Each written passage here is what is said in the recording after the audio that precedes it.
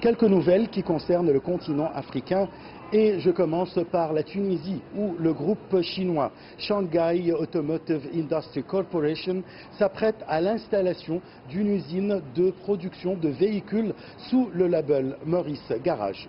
Le coût de l'investissement serait de l'ordre de 100 millions de dollars avec la création de 6 000 emplois directs et indirects pour une production annuelle de l'ordre de 100 000 véhicules destinés au marché tunisien, africain et européen.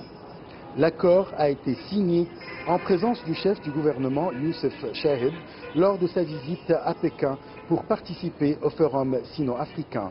La marque Maurice Garage, qui a commencé ses premières livraisons en Tunisie début 2017, est une icône de l'automobile britannique fondée au Royaume-Uni en 1924 et qui a été rachetée en 2007 par le géant chinois SAIC, 8e constructeur automobile au monde. Les autorités algériennes prévoient que les exportations hors hydrocarbures s'élèvera à plus de 3 milliards de dollars à la fin de cette année. L'information a été apportée par le chef du bureau de promotion du commerce extérieur auprès du ministère du Commerce. À ce niveau, le responsable a rappelé les mesures de facilitation fiscale et douanière instaurées. Il a fait cas des chantiers ouverts dans le cadre de la stratégie du ministère du Commerce pour l'instauration d'un climat propice à l'exportation, l'appui à la compétitivité des produits algériens sur les marchés étrangers, l'établissement d'un guichet unique pour faciliter les procédures douanières et le transit des marchandises à travers les ports.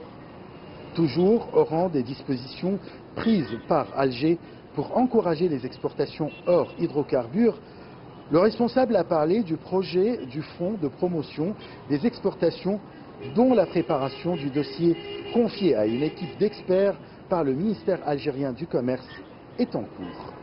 Quant au Soudan, il s'est félicité de la volonté affichée par les États-Unis d'entamer des négociations visant à retirer le Soudan de sa liste noire des pays soutenant le terrorisme. Le ministère soudanais des Affaires étrangères a déclaré que son pays salue l'annonce de Washington qui s'est dit prêt à engager le processus de retrait du Soudan de sa liste noire. Washington a placé le Soudan sur cette liste noire en 1993 en l'accusant d'appuyer des groupes extrémistes islamistes. Le fondateur d'Al-Qaïda, Osama Ben Laden, a vécu dans ce pays entre 1992 et 1996. Le département d'État américain a indiqué hier que les États-Unis étaient prêts à lancer le processus pour retirer le Soudan comme État soutenant le terrorisme. Washington est prêt à lancer ce processus si le Soudan manifeste sa disposition à s'aligner sur toutes les normes internationales inhérentes à la lutte antiterroriste, selon un communiqué du département d'État. La présence du Soudan sur cette liste rend les banques et institutions internationales réticentes à garantir les transactions commerciales avec ce pays, ce qui est vu par de nombreux acteurs économiques comme un frein au développement du pays.